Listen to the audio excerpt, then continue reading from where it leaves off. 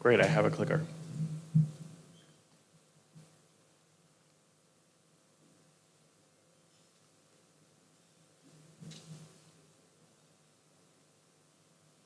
All right, so you've probably heard the term multi-stakeholder many times. And I think sometimes that we, as ICANN and our community and the internet community sort of get hung up on the term multi-stakeholder. But really what multi-stakeholder means, if we take the word apart, it's multi, so many stakeholders. And in practice, it means that all of these different stakeholders, all of these different interests, all of these different communities work together on a common mission.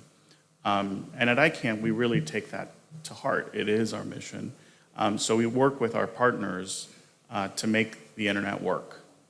And that involves, obviously, the regional internet registries, the network operators, the registries, registrars. There's an entire ecosystem of organizations, companies, institutions that we work with to make sure the internet works for everyone.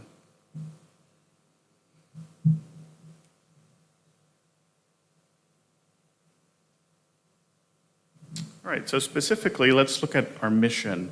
The mission that we currently enact was provided to us by the multi-stakeholder community in 2016. If some of you think back to 2016, almost 10 years ago now, what happened at that point? You may have heard about the IANA stewardship transition. This was a process that initiated in 2014 where the government, the US government, ended its contract with ICANN overseeing the IANA, the Internet Assigned Numbers Authority contract. Now, as part of that, there were actually broader conversations about ICANN's mission. And each of these points is something that the multi-stakeholder community said, yes, this should happen at ICANN. So we already have the coordination and allocation of names, so domain names in the root zone of the DNS. That's the first point of our mission. The second point of our mission, we coordinate the development of policies related to generic top-level domains. And the third mission, or the third point of our mission, is coordinating and facilitating the evolution of the root server system. That's something that emerged from the IANA stewardship transition. Fourth, we also help coordinate the assignment of internet protocol numbers and autonomous system numbers. We do that with the address supporting organization, which I'll talk about shortly. And this is our interaction with the numbers community. Here in Africa, of course, you're familiar with Afrinic and our partner in the region for that work to carry out that point in our mission. And then finally, we collaborate with other bodies on protocols and standards. So all of these points, these 5 points, can be found in our bylaws, and this is what gives ICANN and the staff and the community the direction for our work.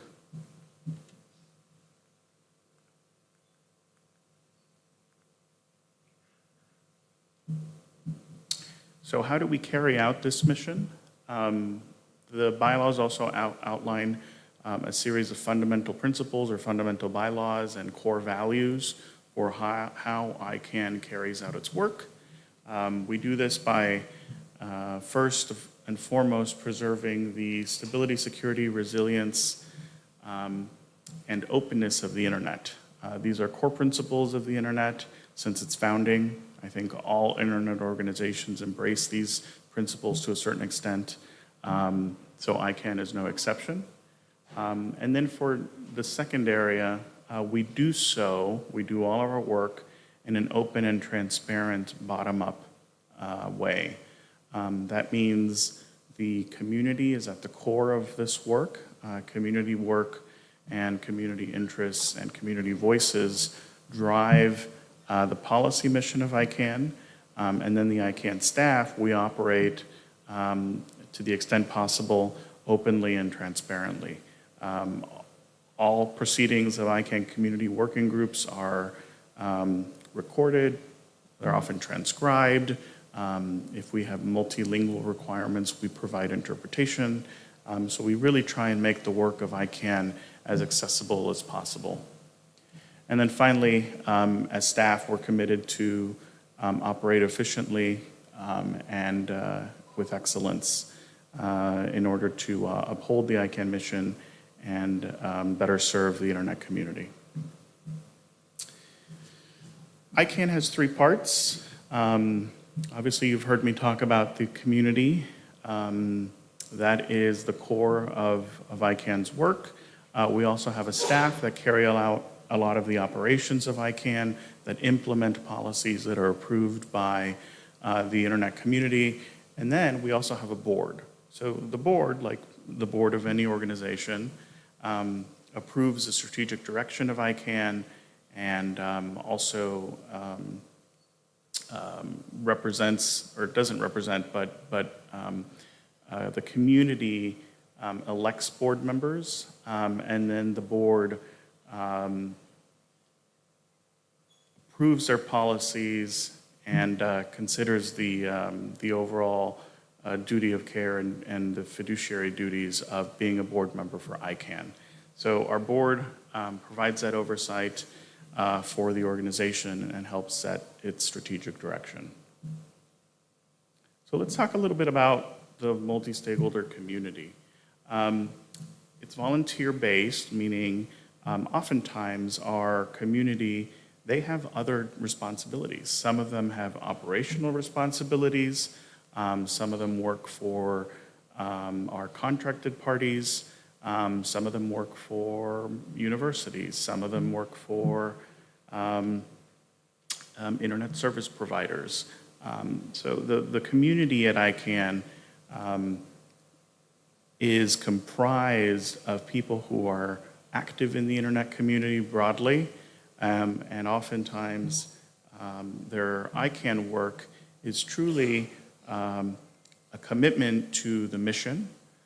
Sometimes it can also be part of their job responsibility to track ICANN issues. But oftentimes people come to ICANN because they believe in the mission and they believe in securing the stability, resilience, and the future of the internet. So all of these different interests and voices come together within ICANN, and it's the community that develops policy, develops advice. We also have reviews within ICANN to ensure our structures and our policies are relevant, and they also help the ICANN organization with implementation. So whenever a policy is approved by the board, the organization, the staff, we work with the community to ensure that the policy is being implemented how the community envisioned during the policy development process. We already talked a little bit about the different backgrounds of our internet community, the ICANN community. As I mentioned, we have businesses, engineers, civil society representatives. We also have government representatives, either from regulatory agencies or telecommunications, infrastructure ministries. They participate in the Governmental Advisory Committee. We also have law enforcement representatives that participate in different ICANN community groups as well. Now, Yauvi alluded to the supporting organizations and advisory committees. This is how advisory committees have very specific remits outlined in the ICANN bylaws. We have 3 supporting organizations that develop the policies, and then we have 4 advisory committees that provide input to the policy development process and to the ICANN board and the ICANN community from different functional perspectives. So I'll be reviewing those different structures. Before we get into the structures, are there any questions about the ICANN mission, the internet community, as manifested in ICANN, or just broad questions at this point?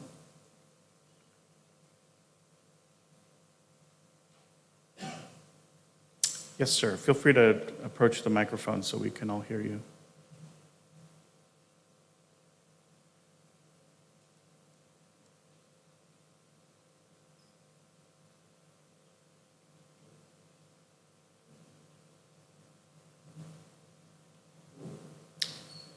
I think maybe just they turn it on back there.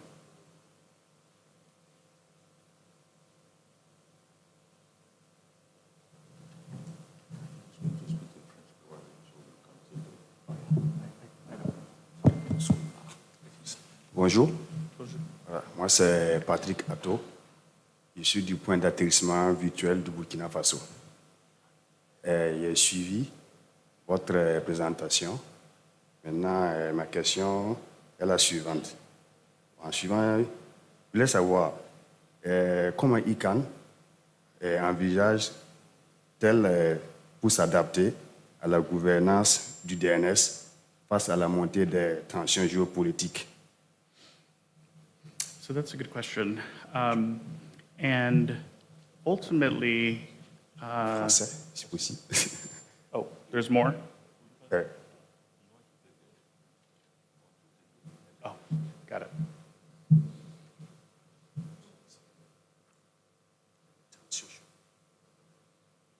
Okay, thank Great. you. Thank you. That's a good question. So ultimately, ICANN's mission is rooted in the bylaws, and that's something that the community discusses. But you're right, there are challenges and trends, such as emerging technologies, that the community discusses, and over time, there may need to be adjustments to the ICANN mission. I mentioned the 2014-2016 transition, where our bylaws were revised. That was an evolution in and of itself, because when ICANN was founded in 1998, its mission was one thing, and then 15 years later, 16 years later, the mission had to evolve. So we're coming up now on 10 years since the IANA stewardship transition. We've had 10 years to work with these bylaws, but there is a mechanism, like any bylaws, there's always an opportunity to revise either aspects of the bylaws or even fundamental pieces of the bylaws, the fundamental bylaws that we have. But any of these conversations, especially the mission, any of those conversations would have to happen within the ICANN community. So if the community itself, the multi-stakeholder community, determines that maybe we need to add a new point to our mission, or we need to refine a point, then it would be a community conversation to update the bylaws and then to specifically amend them with text, et cetera. So amending the bylaws, it's something that most organizations do, and it's something that ICANN would do if that is something that the community asks us to consider. So it would be a community process. Thank you. Okay, thank you. Merci. Any other questions? Okay. Well, thank you. So now that we have that context about the mission and the bylaws, we'll talk a little bit about our community. As I mentioned, we have 3 supporting organizations that develop policies. Each supporting organization has a very specific area, its remit, and it allows the supporting organization to focus on particular aspects of DNS policy, domain name system policy. And then we have 4 advisory committees that provide input to the supporting organizations as they develop policies, and to ICANN, the community and the board, about their functional remits. So the 3 supporting organizations, we have the address supporting organization. This develops policies related to internet number resources, so IP addresses, autonomous system numbers. We have the country code name supporting organization. This supporting organization develops policies related to country code top-level domains. So for example, we're in Ghana, that would be .gh, but if you think about any other country or territory that has a CCTLD associated with it, .za for South Africa, .eg for Egypt, for example. Most territories have a two-letter CCTLD, so that supporting organization develops policies around CCTLD issues.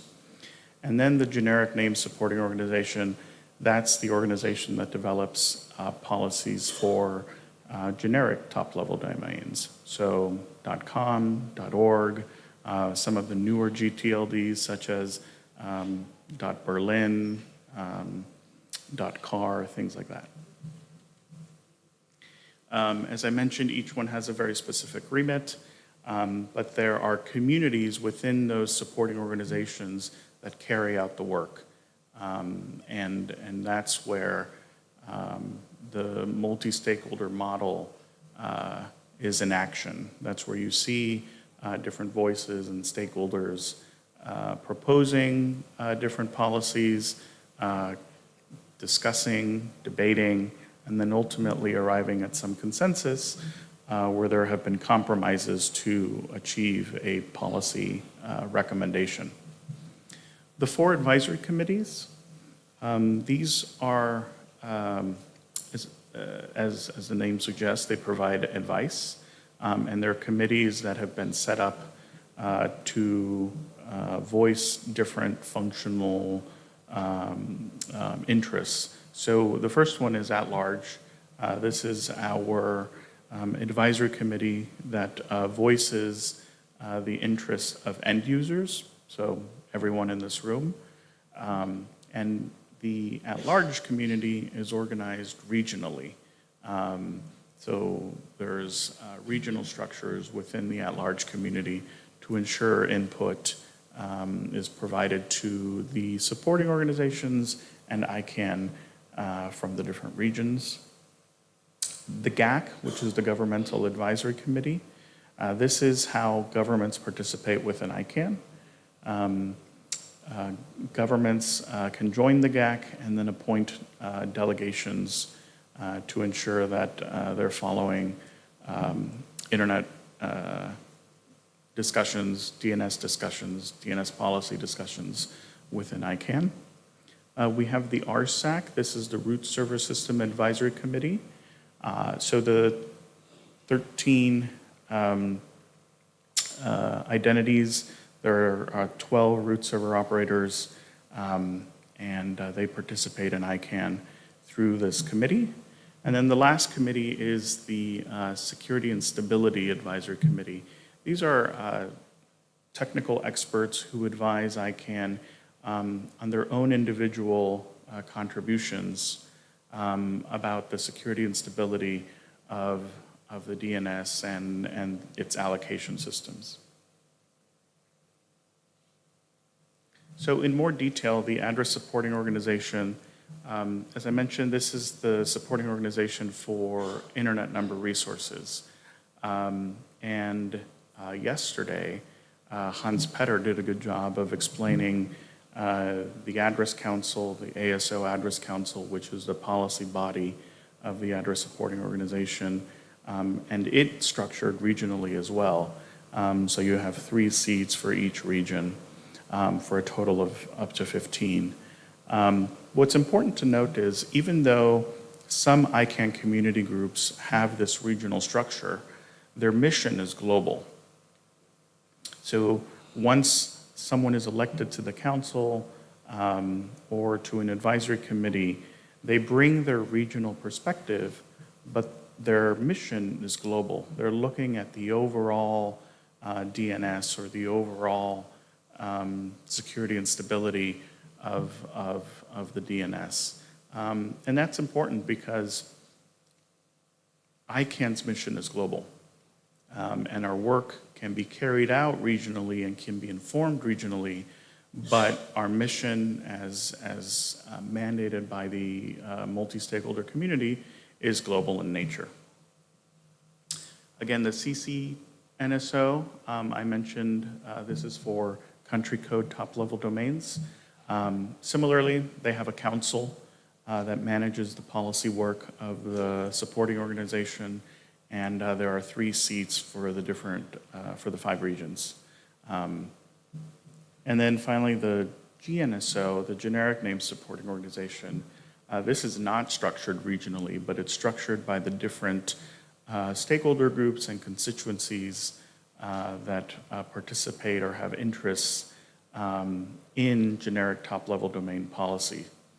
So you have registries, registrars, non-commercial interests, and commercial interests, all participating in the council.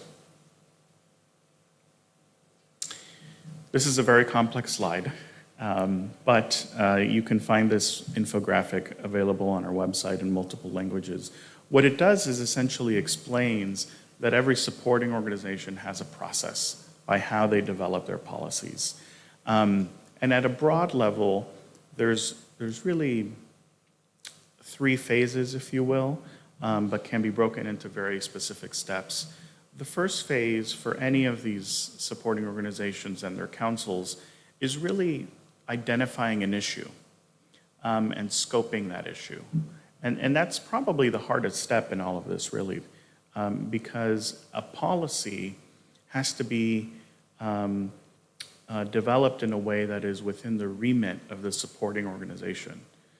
So for example, the CCNSO cannot develop a policy about generic top-level domains. And similarly, the generic supporting organization, generic name supporting organization cannot develop a policy about internet number resources. Each supporting organization has a mandate, has a remit, has a scope, and policy issues that they tackle or address have to be within that mission. Sometimes I use the example of going to a restaurant. If you want pizza, you should probably go to an Italian restaurant. Because if you go to a sushi restaurant, they probably don't have the ingredients to make a pizza. They can try, it won't be good. So this is why the scoping conversation is so important, and to make sure that the issue is something that the supporting organization can actually address. So that's the first step. All organizations have this step, this scoping effort to make sure that a policy is relevant. And then the second step, broadly, is the work. That's when the supporting organization and the council decide to develop a charter for a working group. They populate that working group with volunteers from the supporting organization. They invite experts to provide input. And this is what takes the most time. If you think about your parliament or your Congress at home, all of the debates that they have about legislation, those are lengthy. They take a long time because you're compromising, you're debating, you're really trying to find the best solution for a challenge. And the working group phase is where the ICANN community really gets to interact with each other and develop a recommendation that will ultimately result in some sort of policy for the board to consider. The final phase of the work is really related to approvals. Once a working group has spent the time and taken care to develop a policy recommendation, it's approved by the council or it's considered by the council. If a council wants more work, they'll ask the working group to revisit something. But ultimately, the council has to make a decision about whether or not the policy is ready for the ICANN board. Now, when the ICANN board reviews the policy or it considers the policy, the ICANN board is really there to ensure the work of the supporting organization was carried out effectively, that all stakeholders were consulted, and that it's something that the ICANN organization can implement. The ICANN board doesn't get involved in the actual details of of the policy and how that was developed and whether or not it's the right policy, because that's the work of the supporting organization. So the ICANN board will then consider it. It considers the implications of implementing the policy, and then if the board approves it, it becomes ICANN policy, and the ICANN staff then implement that policy. So as I mentioned, at a broad level, each supporting organization has a process that they follow for a specific issue. Any questions?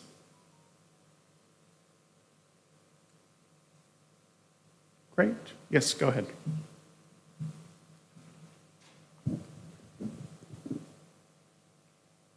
Okay, thank you very much for your presentation. My name is Kone Bakeno. I'm from Burkina Faso. My question is related to the sovereignty and governance.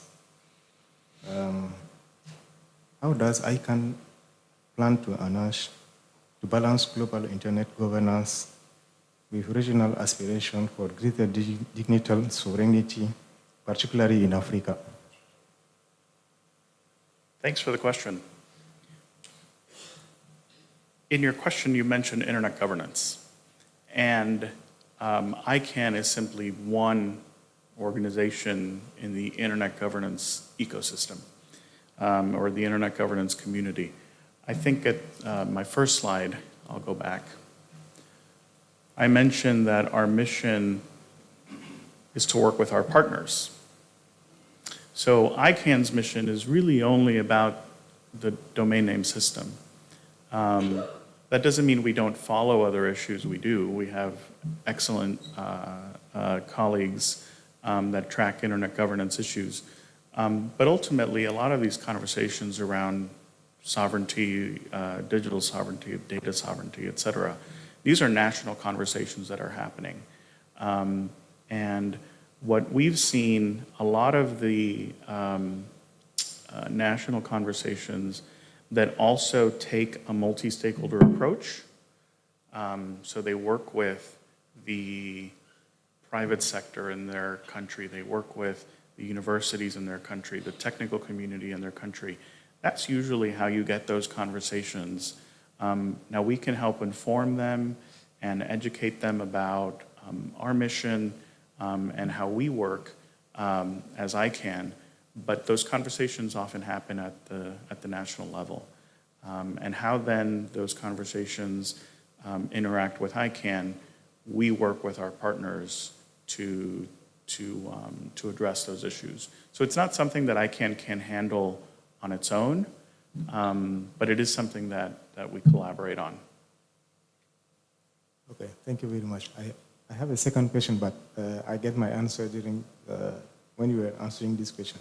Oh, okay. Well, Thank you. Thank you.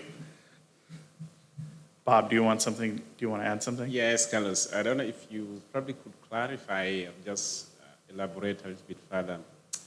At the board level, so can the board reject policy, or can the board not accept policy that has come from? Yeah, that's a good point. So Bob was commenting sort of the different options that happen, or the different options for the board. Let me go to that slide. There we go.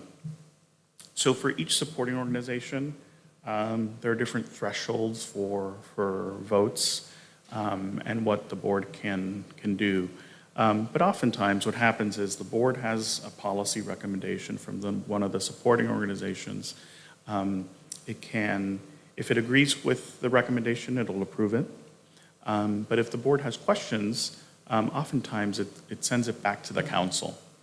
Because if you mention, as I mentioned earlier, the board is not the one that's going to deliberate or debate or discuss the specific policy issues. That's for the supporting organization because that is the mission of the supporting organization. So if the board has questions, it'll likely send it back to the council, and then the council will have to work with the working group that developed those recommendations. Now, in the in the rare instance that the board has the power to reject a policy proposal, again, it'll likely go back to the working group.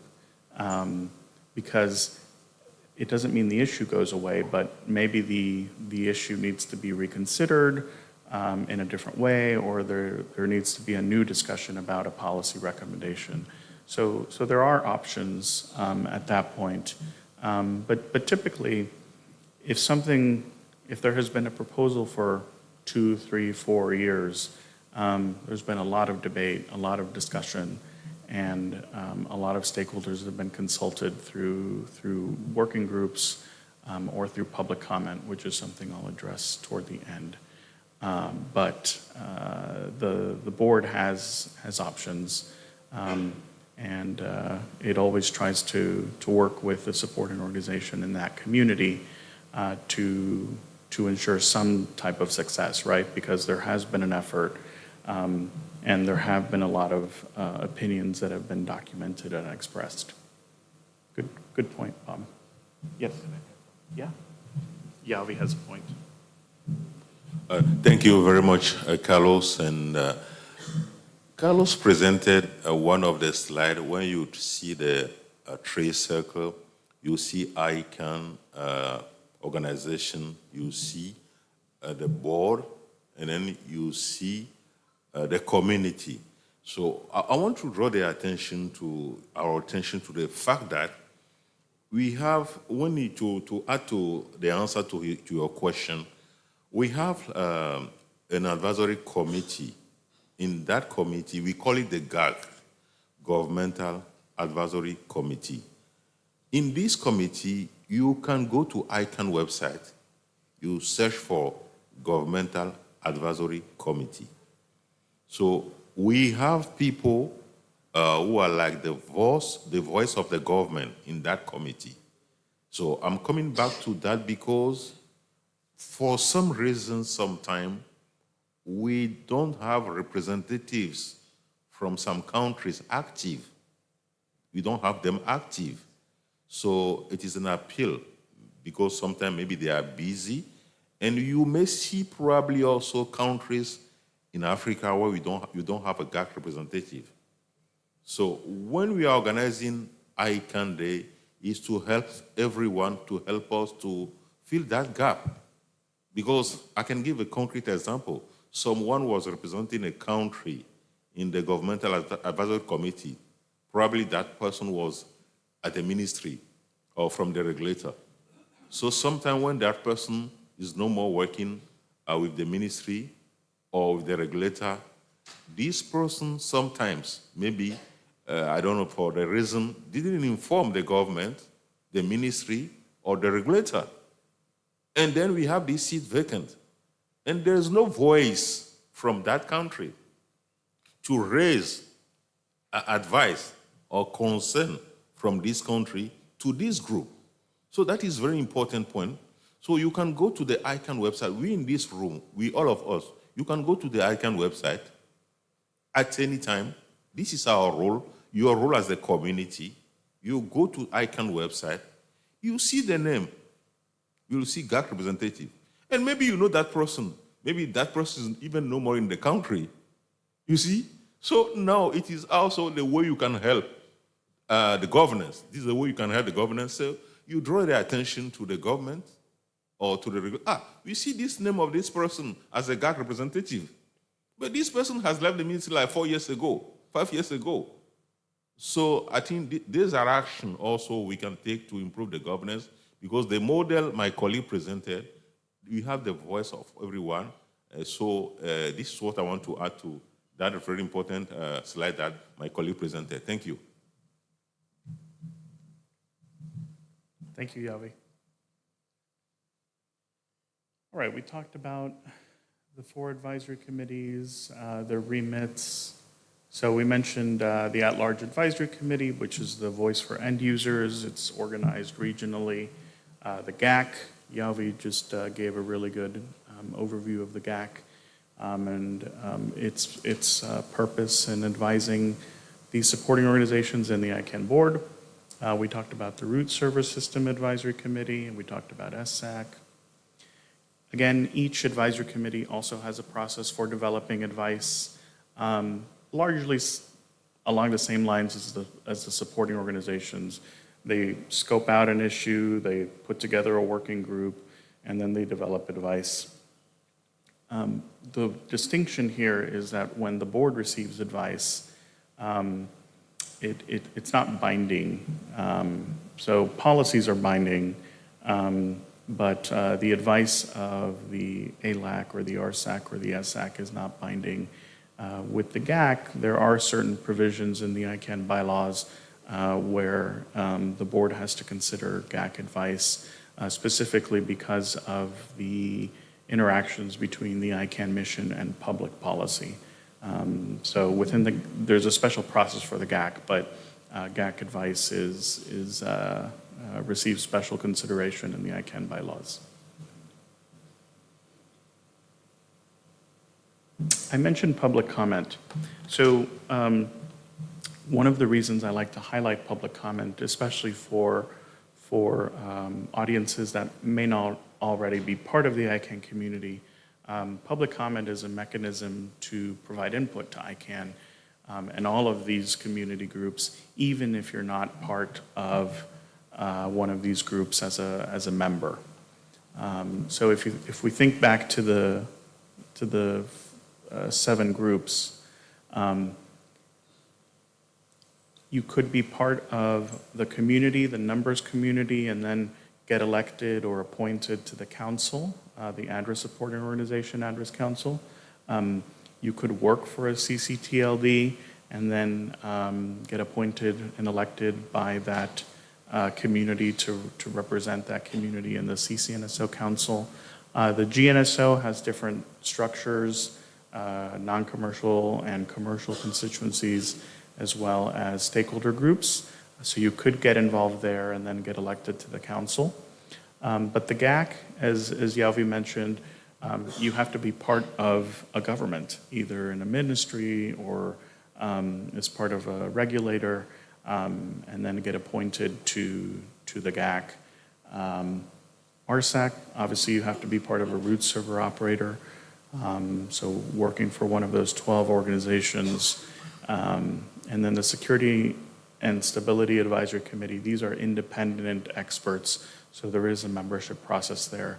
But if for some reason you cannot, or your career doesn't align with one of these organizations, the At-Large Advisory Committee, which is the voice of end users, that's structured in a regional way, and it has different membership tiers, either as individuals or through an organization. So there are different ways to participate in the ICANN community, but maybe you're, as I mentioned, not employed by a CCTLD or you're not employed by the government of your country, but you still want to participate, then that's where we have public comment.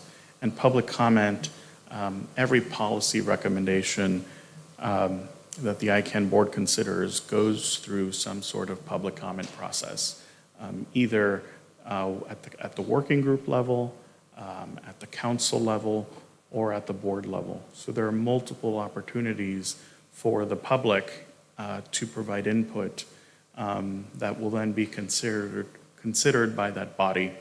So as a working group is developing its recommendations, it can publish its proposal for public comment. It would then take that input and consider what to do with it. Again, there's another opportunity when the council is getting ready to vote on that policy recommendation.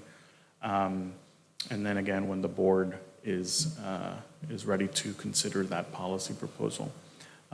So usually a proceeding will open. We have a website. You see all of our public comment issues. And it's open for a minimum of 40 days. This allows everyone the time to develop their input and then ultimately submit it. If you go on our website, you create an account, and then you're able to track different proceedings, when they open, when they close. You can see the history of your submissions. and manage that through your ICANN account. Once it closes, the ICANN organization develops a summary of all of the submissions. That's one of our commitments to transparency. So your comment is not only available publicly, but also summarized. And that report is published, and then the proceeding closes, and it's up to the group, either the working group, the council, or the board, or sometimes the staff, to take that input and address it in some way. So if you're wondering about different ways to get involved with an ICANN, I always recommend joining one of our open communities, the different constituencies of the generic name supporting organization that represent different interests, like the non-commercial constituency, the not-for-profit organizations constituency. We also have the business constituency. Lawrence is here from the business constituency. We have an internet service providers constituency. I think Hervé actually, his organization, Orange, participates in the ISP CP. We have a constituency for intellectual property interests. Let's say you are a brand manager for a company. Let's see, we also have registries and registrars, so the contracted parties at ICANN. That is all within the generic name supporting organization. And then the other open community would be the at-large advisory committee and the at-large community. Within at-large, there's AFRALO, the African Regional At-Large Organization. Aziz is the former chair, and he's been an active participant within AFRALO for many years. And then from there, you can contribute to the at-large advisory committee and their advice. So there are different pathways for getting engaged in ICANN. I know it can be a little intimidating. We do have a fellowship program for anyone who's interested in being introduced to ICANN. If you have any students, or if you are a student and you're interested in ICANN, we do have a Next Gen program as well. And these are great programs that are structured around introducing ICANN, introducing the work of the community, and getting people involved. After those two programs, we have a newer program called the Policy Accelerator, and that's something that my team, the policy team, runs, where we provide in-depth education about a particular policy issue so that you have the tools to participate in working groups. So we have a lot of different opportunities for people to join ICANN and the ICANN community. You're always welcome to observe one of the working groups. I mentioned one of our principles is to work openly and transparently. So most working groups have some sort of observer status. You can join the mailing list. You can listen into recordings and calls. So all of those resources are available for you to observe the work of the ICANN community, or you could write a public comment submission. If you don't have the time to track a working group, or you're just getting started and you want to provide some input, but you're not ready to commit to ICANN working group schedules, you could consider a public comment submission. Any questions?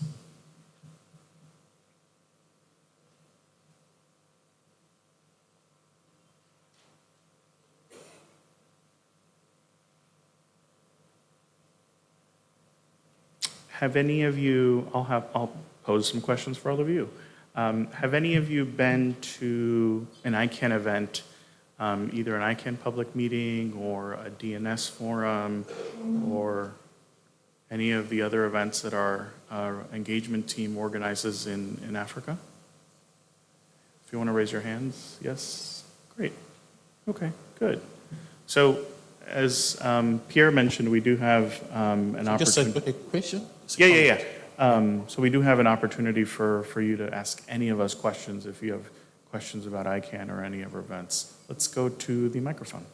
Yes, Okay, thanks for the presentation. of course. So I'm kind of new to ICANN, so I'm trying to understand.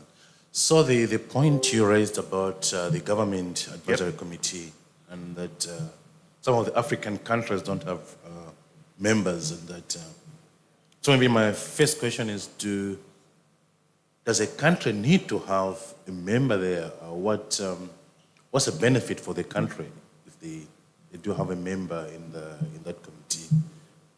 The second question, a follow-up to that is, what could be the reasons countries are not sending representatives? Besides that, maybe people move around. Is it maybe the costs of participation could be too high for some of the countries? Good question. So in terms of participation and the costs associated with participation, as I mentioned, most of the work takes place over, I mean, we're all used to it now, right? We have email and Zoom and all of these different tools for the work that happens asynchronously. But we do have ICANN meetings where all of these groups come together to discuss issues. So there are costs associated with that.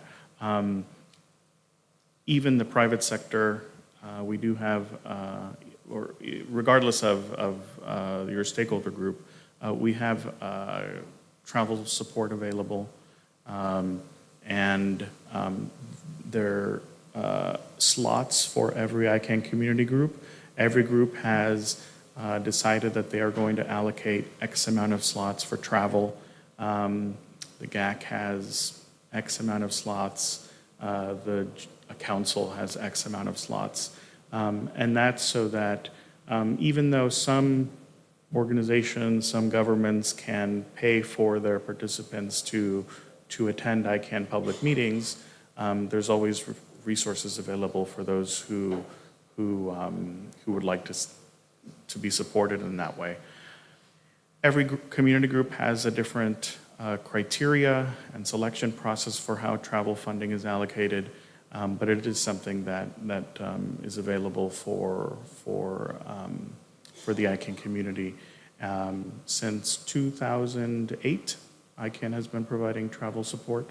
Actually, the first ICANN public meeting with travel support was in Cairo. And we have 3 meetings a year, so that's just part of our operating budget. We do make those resources available for the community. In terms of why governments may not be appointing representatives, oftentimes it's just, in speaking with my colleagues who support the GAC, sometimes it's as simple as awareness. They may not know about the GAC, they may not know about ICANN. Sometimes it could just be human resources constraints. Smaller countries have to prioritize what issues they track and where they can contribute and which organizations they want to contribute. You know, when you think about the different challenges a government addresses, internet governance and specifically DNS policy may not be something that's a top priority for a lot of governments. So it's just a matter of how a government prioritizes their resources and whether or not they have the expertise for someone to contribute. But that should not be an impediment in any way. We have trainings. You'll hear later from my colleague Yazid. He is part of our technical engagement team. So we have trainings to bring government representatives up to speed on ICANN and DNS policy issues. And not just governments, right? This is for everyone. Because some of these challenges are actually present throughout the ICANN community. It's not something unique to governments. Bringing in new members and making sure that they're prepared to contribute. And then your first question was about what benefits. You know, ultimately it's about it's sort of in line with the conversation about priorities. If a government has a specific objective for DNS policy, or they want to influence DNS policy in a specific way, then they would get involved in the GAC and work with their colleagues in the GAC to issue some sort of advice. But it's really like public service anywhere. And the mission here is the internet, the stability of the internet, the resilience of the internet, and contributing to the evolution of the internet. And ultimately, all of these ICANN community groups take that to heart, and they're trying to improve the internet, either for their local communities, their country, their population, their interest group, or their constituency. So it's more about what objectives they may have, and then how they can affect that through policy making. Yes.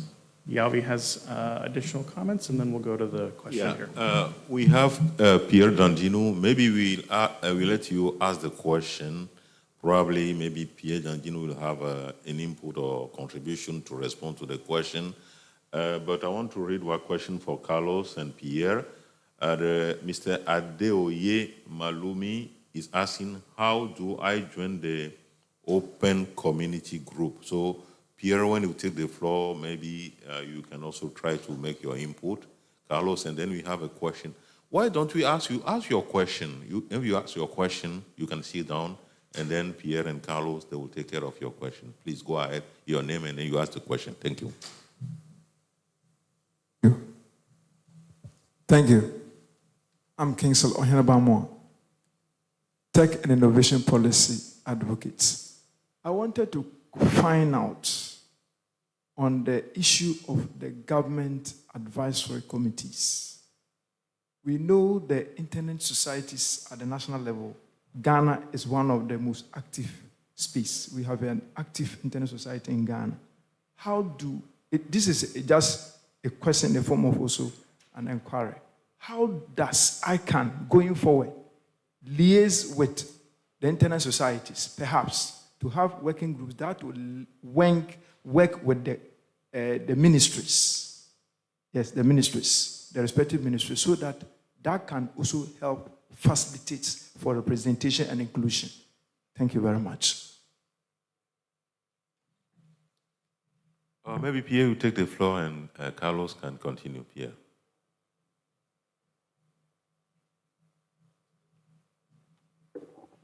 Thank you, Yavi, and thanks for those questions. Can I ask my question? Questions. I think Carlos provided a few Can I ask my question? answers. Sure. Yes. Yaovi and Bob, can you please tell us the number of African countries that have been consistent in GAC representation? It was 2004 that I attended the first ICANN meeting, and then there were language barriers that prevented some of the government from sending their people. And again, the countries I met were Egypt, South Africa, Kenya. Then I was in the government. I used to work with the regulator. And so I was representing Nigeria. And when I finished, my handover and my report stated that we need to continue the representation at the ICANN government advisory group. So that if there are countries here that are not active or are not sending representatives, maybe it will help sensitize their government. If we know the countries that are not there or countries that have been attending. I know there's an African group in GAG. This year when I attended the ICANN meeting in Seattle, I think there was the African group and working with Smart Africa. So I think that will help us sensitize those that are not part of it. There's the question of government not knowing, and there was the language barrier which has been broken. And then there's also the fact that there are priorities will be to attend the treaty-making organizations meetings than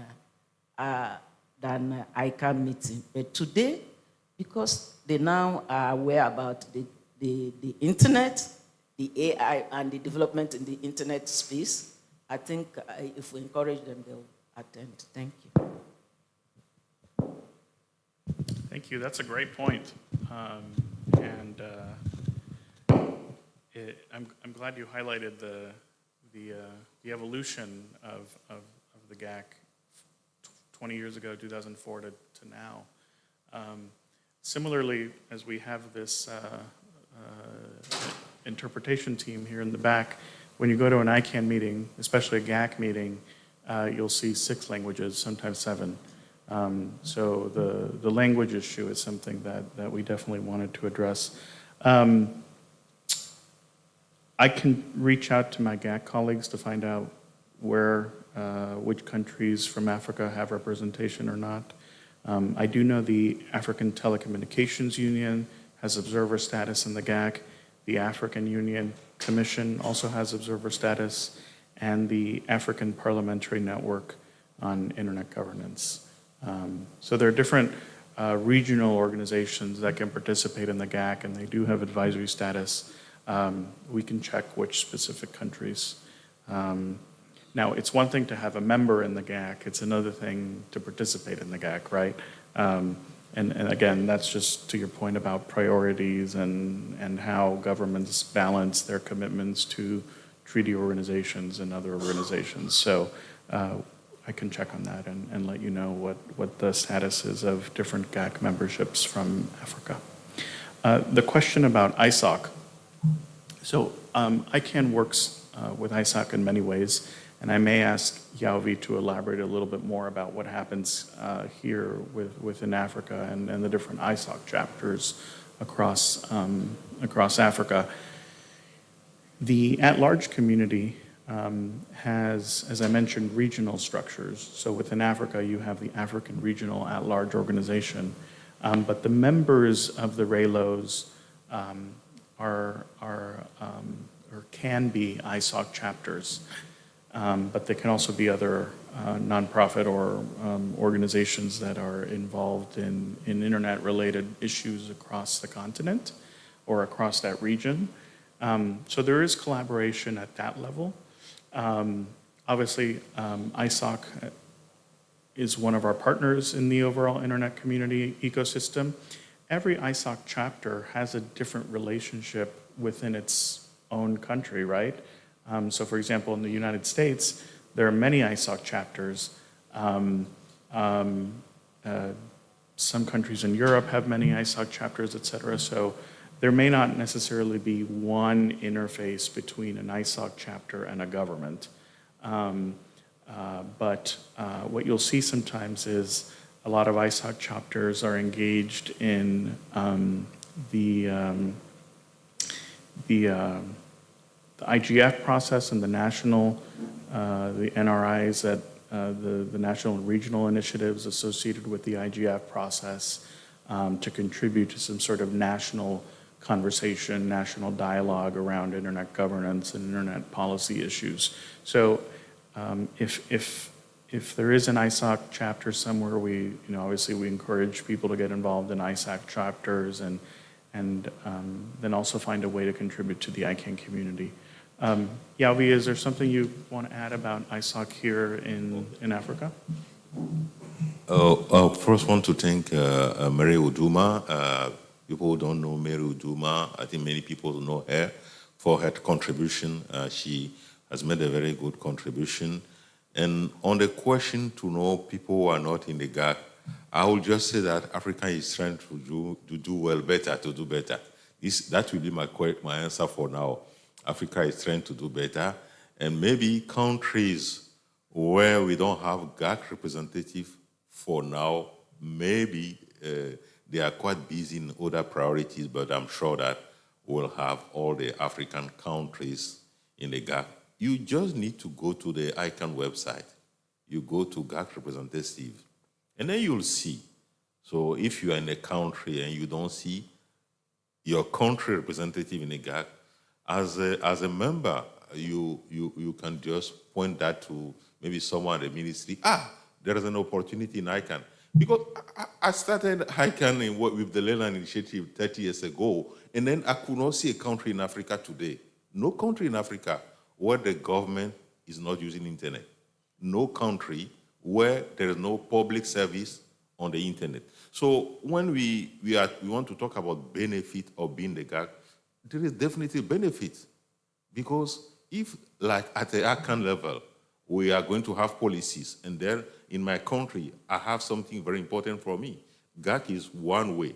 Now to the ISOC chapter, we have, as my colleague mentioned, we have ISOC chapters, many of them who are what we call the Atlas structures. So we have many ISOC chapters. Even in Ghana here, the Ghana ISOC chapter is one of the Atlas structures. So we already have this link to work closely, and most of these structures, they are the one even helping ICANN to disseminate the word. So Pierre, I think Pierre is not microphone yet, but we'll have one question in the room. We take that question before we continue, and Carlos will continue. One question, over to you, please. Thank you. My name is Soumé Pengene from Burkina Faso. I will speak in French. Moi, je reviens en fait sur le GAC. Oui. Vous avez dit qu'en fait, il y a certains pays qui n'ont pas de représentants, ou d'autres même qui ont des représentants, mais qui ne réagissent pas. Vous savez, en Afrique, on dit souvent, on dit toujours, même pas en Afrique, dans le monde, on dit que l'État est une continuité. Vous allez trouver peut-être ces gens-là ont été envoyés par leur État. À un moment donné, il n'est plus à ce poste.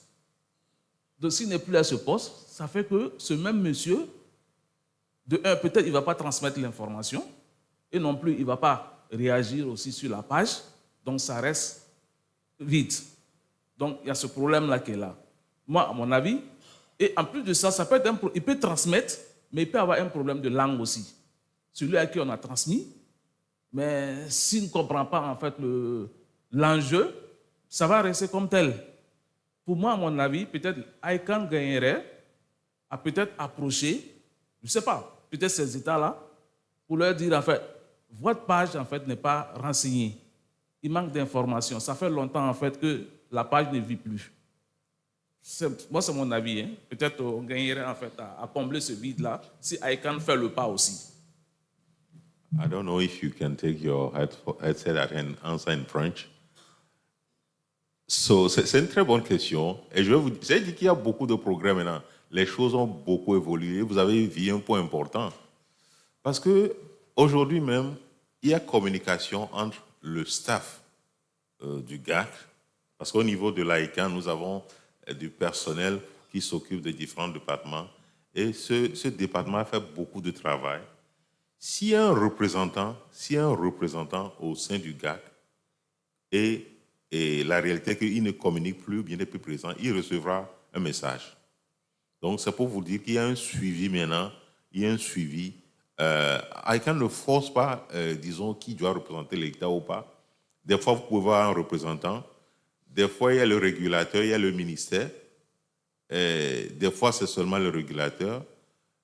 Donc, ICANN fait un suivi maintenant. Et mon collègue a parlé de compte ICANN. Donc, si vous êtes un représentant au sein du GAC et vous ne participez pas souvent, vous allez recevoir des messages.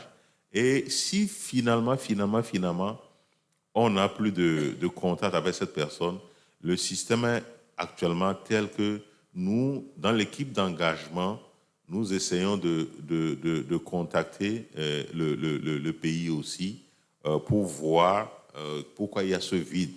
Donc, quand on parle de modèle multi-acteur au niveau de l'ICANN, en fait, c'est le travail de tout le monde aujourd'hui. Et donc, c'est pourquoi je dis que n'importe qui, disons, qui s'intéresse à l'ICANN, de temps en temps aussi peut aller sur le site du GAC pour voir que si c'est vide. Si c'est vide, ça veut dire qu'il y a un problème. Ou bien si vous voyez qu'il y a le nom de quelqu'un qui peut-être plus de 10 ans quitté le ministère, ou bien le régulateur, vous pouvez, disons, envoyer un message. Donc, c'est un bon point. En résumé, c'est que les choses ont évolué, Maintenant, nous suivons beaucoup. Et donc, c'est ce que je voulais ajouter. I don't know if Pierre is back.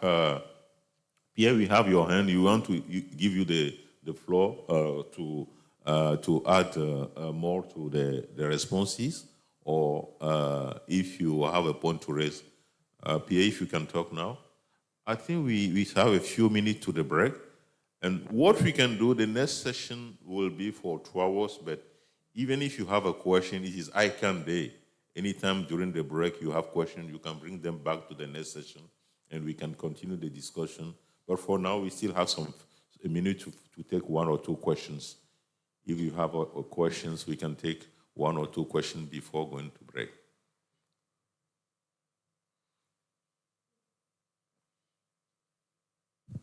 Yes, my name is Bernard.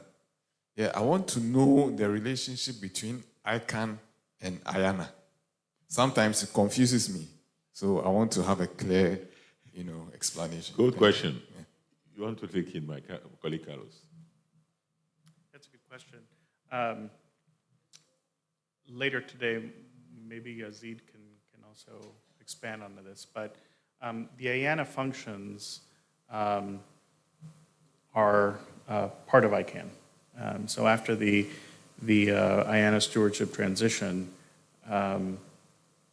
the internet community had a discussion about where the IANA functions would reside, and they've been incorporated into ICANN. So when we talk about IANA, we're talking about those functions specifically, but it is part of ICANN, and there are different accountability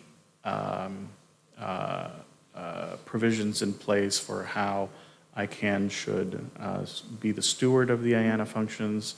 There are different service level agreements for how those functions should be carried out. For example, the regional internet registries have a service level agreement with the IANA functions, but it is part of ICANN. So we talk about it separately because it's something that predated ICANN, and then the contract with the U.S. government, the IANA functions were a contract with the Department of Commerce of the United States government. That contract has since gone away, and it's now overseen by ICANN and the multi-stakeholder community. So ultimately, it's the community that governs how the IANA functions are supported by ICANN and through different agreements. Okay, so you may also, sometimes people are confused. There is someone called Aina. No, Aina is a guy you can see. He was here since many days, Aina. But what is also, you can notice that Aina is very, very linked to what IANA is doing.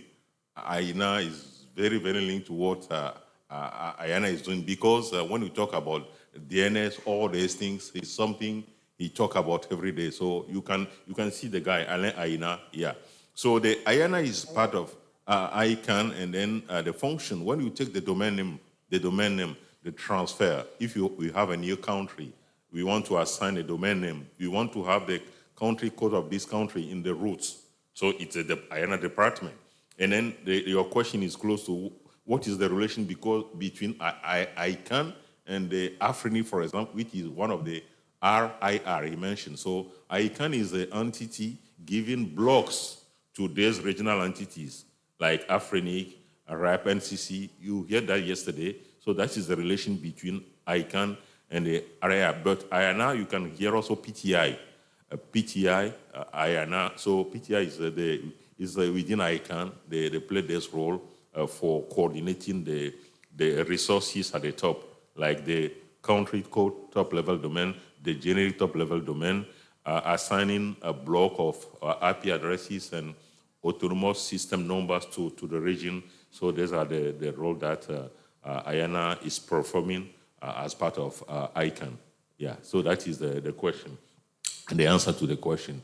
I don't know if you still have some hand up in the room. Yeah, go ahead, please. There was an online question. Oh, hi, Pierre. Just briefly, there's an online question earlier about how to join an open group. On the ICANN website, the For Beginners section, there's a short survey that you can take based on your interests and your job, and it'll recommend an ICANN community group that may be of interest to you and then explain how to join. So that's a new feature on our website. It's under the ICANN For Beginners area, and you can identify which group based on your interests. Pierre. Yes, thank you. Can you hear me? Yes. Yeah, no, I think most of them come for the good questions, and my colleague has actually provided, the necessary answers to you. I just wanted to actually point out one or two things. But this is about what I'm always calling localizing, ICANN. We from the GSC Africa, group, of course, we do what we can to really push for more participation from Africa. But there are one or two things that we noticed, and that we would like you, if possible, to kind of consider those. The first of them is how do we report back home? When you go to ICANN meetings, we notice that there is no sort of reporting to the community at home. We see sometimes, the people, they are the only one coming, but whatever the knowledge they got there, whatever activity they should be conducting, it doesn't trickle down. I think we should be doing this via different mechanisms. You spoke about the ISOC chapters that are also, most of them are also our ALSs. But I think what is missing here probably is kind of lobbying. How do you lobby people locally so that the government and the private sector, for instance, understand why they should be around, and also why they should be sending people to ICANN's meeting. Indeed, when you compare ICANN to other sort of like-minded institutions, there's one or two things that are missing. And I personally discussed with one or two ministers, in Africa about those issues. And clearly said, they say, well, in fact, we had no budget, for ICANN because we don't know exactly what it is. But there are institutions like you guys that, okay, we already have the budget and we send people to those things. So probably out of lobbying, I'm certain that you should be in a position also to further explain what they have, what is in it for the country, what can they gain. It's happening anyway in a few places. I won't be citing them, but some of them, we are now seeing them. They are not just coming because of the fellowship. They are being sort of sent to ICANN meetings, especially to the GAC, for instance, because the regulator, because the government understands that they should be around, and they are paying for that. So maybe more and more lobbying, and we are here to support. Apart from that, I think reporting back should be quite an institution, something we should try to put in place so that everyone knows they have the knowledge, and also that we also know if someone is no longer representing the country, and make sure that we, as actually we talk to them, we inform, people. But you primarily should be the one to take, the lead, then do the whole what it takes so that the minister, the private sector people understand exactly why they should be around. So yeah, that's quickly what I wanted to contribute. Localizing ICANN in some way. Thank you. Yeah, I think Pierre said it. So we have to help everyone here. We have to help. The next session, we'll start with a presentation from Bob Osheng, our colleague, and then the topic is very, very important.